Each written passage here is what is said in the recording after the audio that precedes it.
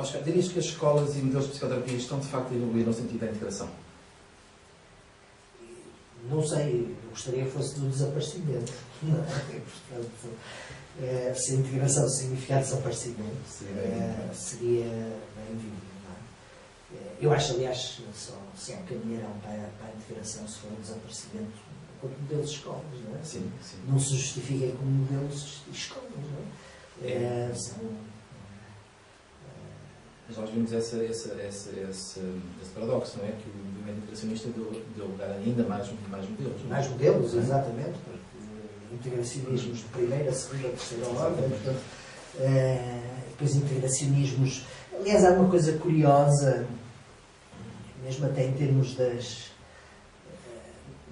mesmo nas sociedades de psicoterapia, eu sempre me senti mais próximo da Sociedade para a Investigação na Psicoterapia, Society for Psychotherapy Research, do que da CEPI, não é? Society for the Exploration of Psychotherapy Integration. Porquê? Porque achei que a Society for Psychotherapy Research tinha esta perspectiva de procurar chegar lá pela investigação, não é? De procurar ver em que medida é que nós percebemos o que é que se passa. Por um lado, perceber os resultados, mas perceber o que é que se passa em termos do processo. E nesse sentido é muito curioso, porque é muito uma sociedade sem ideologias, né? A Society for Psychotherapy Research, que eu ainda frequento de vez em quando, ninguém sabe muito bem se aquele é psicanalista ou se é terapeuta interpessoal. A gente sabe a investigação que eles estão a fazer, não é? Mas não sabemos muito bem qual é a ideologia que está por trás. Não é? Aliás, às vezes há surpresas interessantes. O tipo de psicoterapia que eu faço é terapia interpessoal. Sim, não fazia a mínima ideia. Portanto, porque o que está lá, aquilo é um fórum de compreensão em termos da investigação dos processos. Portanto, eu acho que é mais por coisas deste género. Não sei se a Society for Psychotherapy Research conseguirá isto, ou sequer se almeja chegar a esse ponto, mas acho que é mais pela compreensão dos processos e da relação entre os processos e os resultados, do que pelo grande debate ideológico, pela criação de metamodelos que procuram integrar outros, mas depois, que por sua vez, têm que ser integrados também. E, portanto, aquele esquema das bonecas russas, quer dizer, pequenas, maiores, e, portanto, ficamos por aí. Como sabrás, continuamos a observar um esforço grande no sentido da manualização da psicoterapia pelos modelos empiricamente suportados também, não é? Mas não só. Continuamos de alguma forma, e apesar de todas as vantagens heurísticas dos manuais, correr o risco de tomar a nuvem pelo júnior, e, portanto, a teoria pelo paciente, o manual pelo cliente. Achas que os manuais mudaram ou melhoraram de algum modo nos últimos anos? E sim, em que sentido? Eu acho que os manuais cumprem funções, mas têm os seus perigos, não é? Aliás, quando se começaram a definir os critérios para as terapias empiricamente validadas, tinha que se fazer a manualização. Tal como no ensaio clínico de um fármaco, temos que saber de que forma o fármaco é prescrito. Portanto, não podemos perceber se a psicoterapia que está a ser prescrita é efetivamente aquela, se ela não estiver de alguma forma manualizada, ou seja, se não puder seguir um conjunto de prescrições. É evidente que, pela natureza do processo terapêutico, é muito difícil fazê-lo como se faz na psicofarmacologia. Aliás, na própria psicofarmacologia é complicado, não é? Porque, como costumam dizer os grandes especialistas em causa, o médico também se prescreve a si próprio juntamente com o medicamento, não é? E, portanto, é muito difícil separar estes tipos de coisas. Os manuais podem ser um caminho de autodisciplina importante, desde que a pessoa tenha a capacidade de trabalhar os próprios manuais, não é? Percebermos o que é que são os elementos centrais do manual como fio condutor do processo terapêutico. Eu acho que muito do processo terapêutico, muitas das pessoas perdem-se no processo terapêutico. Um dos grandes riscos para os psicoterapeutas é não saberem onde estão, nem para onde vão com o paciente. E os manuais podem dar uma certa compreensão de manualização, uma certa disciplina no próprio processo terapêutico. Mas é preciso perceber que não há no melhor manual, a resposta a todas as instâncias terapêuticas que se colocam. A psicoterapia é também, não é só isso, mas é também um encontro interpessoal. Não é?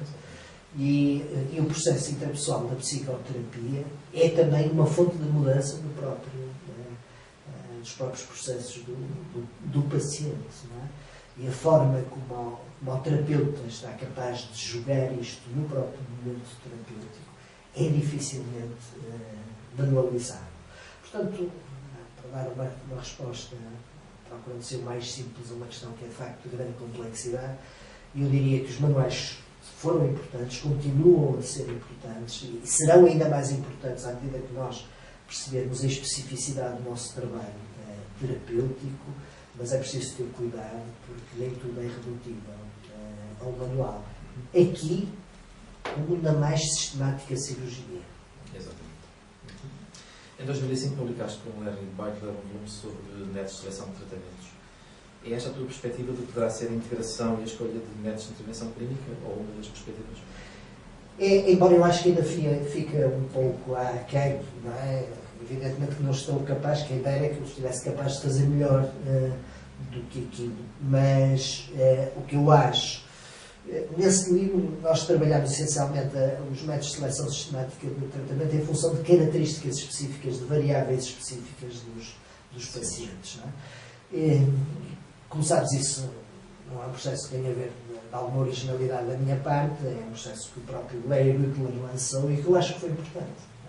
No sentido de se perceber, em função de determinadas características, níveis de resistência, características de coping do paciente, níveis de internalização ou externalização, nós podemos guiar melhor o nosso processo terapêutico em função destas características. Lá está, são complementos ao manual terapêutico.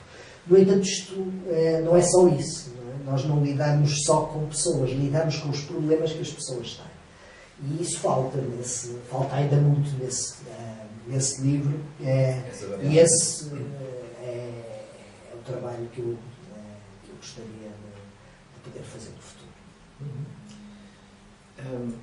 Identificas ou sublinharias algum desenvolvimento positivo entre as psicoterapias nos últimos anos, indivíduos?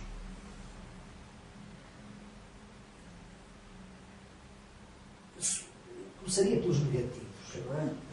Embora eu tenha sempre uma perspectiva bastante positiva face ao desenvolvimento da ciência e da psicologia em particular, eu começaria pelos negativos. Não é? Eu acho que a psicoterapia está-se a transformar rapidamente, de facto, num albergue espanhol em que cabe tudo. Não é? Uma mistura, não é? Com terapias alternativas, em que desde as ervas tal ao magnetismo não sei o que é, e a psicoterapia também vai por aí. Não é? No mesmo pacote, não é? E, portanto,